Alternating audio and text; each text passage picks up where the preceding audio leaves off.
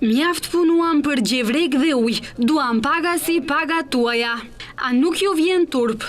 Këto dhe shumë pankarta të tjera mbani në duar të punësuarit e ndërmarrjes publike, parqe dhe gjelbërime, dhe shoqërive me përgjegjësi të kufizuara Floracom dhe Luna. Në protestat e ditës së sotme ku kërkuan që të paguhet paga e papaguar e muajit gusht. Kryetari i sindikatës të punësuarve të hotelerisë, turizmit, ekonomisë komunale e banesore, artizanateve dhe shoqëritë mbrojtëse të RMV-s, Stojan Gjekashikovski, tha se në protestat e ditës së djeshme hasën në vesh të shurdhër, prandaj sot kanë vazhduar me protestën. Izlegova na protest so blokiranje na bulevardit. Kemi blokuar bulevardin Ilinden për shkak të mos pagesës së pagës për muajin gusht. Fatkeqësisht, edhe për shkak të apelit tonë në protestat e ditës së djeshme, të na lëshohet paga deri në orën 12, ajo nuk është realizuar.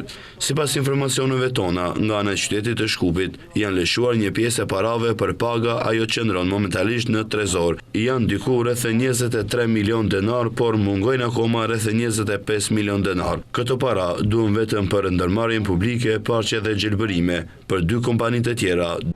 Kashikovski tha se nëse nuk ju paguhen paga gjatë ditës së sotme, ditën e nesërme në protesta do të bllokojnë më shumë rrugë të qytetit të Shkupit.